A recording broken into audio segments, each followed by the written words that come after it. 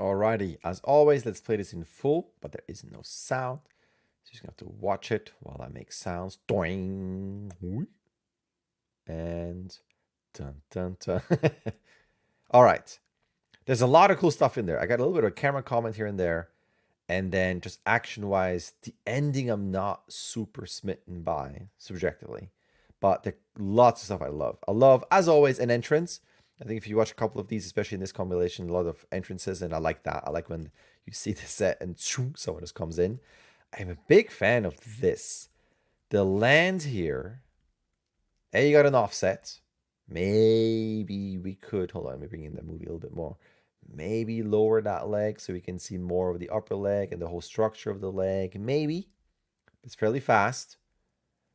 Get a full extension. This I will probably tweak silhouette-wise just because this really looks like a pirate arm cut off. And even this here where I would bring it lower so we see the bend. And I think I've been seeing this in a couple of critiques now.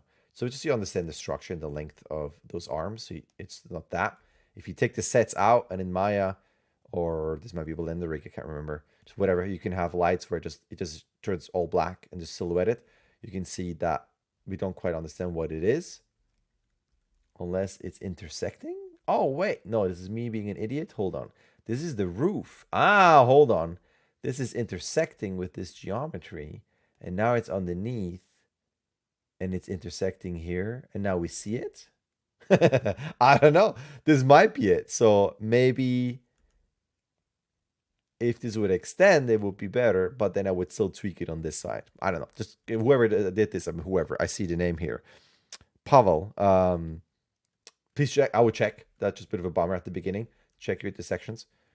But what I like a lot about this is the continuous momentum into this and the nice little asymmetrical pose. And then this. Love that. Love that little hip move out. Rebalancing of this. Drag with the fingers. This just feels really nice. This has me super smitten right off the bat. Whoa, it's great. I would only say that the camera is a bit too complex in terms of there's a translate in there. Because this is not, I see the perspective change. This is not a rotation. There's a translate in there with a sudden move to reframe. That's fine. But then we reframe a bit quickly over there. And then we're almost a bit third person view locked to the camera. I would decouple the camera from the character a bit more. Just a bit. It's a slight tweak. This is really extremely picky. There's just something about just that move. It's even like that reframe wouldn't be needed. Where she just hops into frame. Where maybe we could have it where the camera just maybe... No, I don't know. To me, it feels like that's it. Leave it there. Because we're so high here that all you would have to do is start to just tilt up to follow her. To a smooth follow. This is all cool. I like that little... Way too. The only thing I would say here, timing-wise, this feels slow. There's something slow and also almost sticking in 2D space again. Again, it's maybe this locked camera feel where there's a lot of movement down there, but then the body's kind of, upper body's locked. Watch this. Feels a bit odd. There's something where maybe you need to go higher, push off, and then drop versus a straight. And then we are kind of locked here on the buns, and then it goes down. That's a little moment. It's a bit wonky there. Then watch out, it feels a bit overextended arm with a bit of a break in that wrist. I would soften that and not go more than like this even. Slight bend is always okay. Has a nice little hit there. That feels really nice. I like to look over so the character's focused on where to go. There's a situational awareness that comes with that. This, I would say, it's such a sideways jump, which is a cool move, that I feel like once we're here, that sideways, if this is the building from the top and she is holding on here, that she would swing more this way. So instead of straight down, I feel like we would swing more so that this leg would actually be here and the other one up there, and then she would kind of settle back towards us. Let's watch this in real time. It's fast, so it's not like it's not a shot breaker.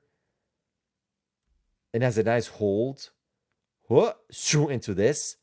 So you can argue, well, there's momentum, but she's pulling herself down so quickly with this nice shape here that there's not enough time for that momentum to continue, but she pulls herself into that straight pose. That, I can see that as a counter argument. Watch this again. But I think to me it would have been a nice little complexity detail added there. This I really love. This is the other reason why I love that shot. That whole beginning was cool. And then this, the idea of foing, doing, this is cool. Maybe a bit fast. You have some push timing. No, it's fine. I don't know. Maybe I'm reacting to maybe having a couple more frames here.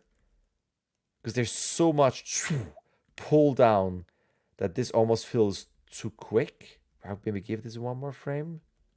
2 frames. Let's see. Doing. Yeah. 1 or 2 frames. Hold a bit longer there. And maybe playing a bit more with the shapes of the compression. She does go back, but then the legs don't. Like this leg to me will go here.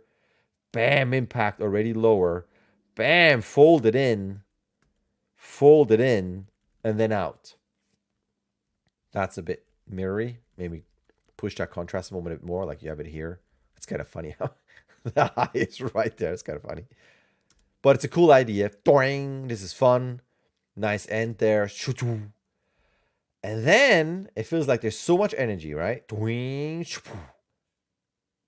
then it's a very slow look where it's almost, I see movement in the upper body here. I feel like we could push this a bit more. Get rid of that asymmetry or symmetry. Push the asymmetry a bit more.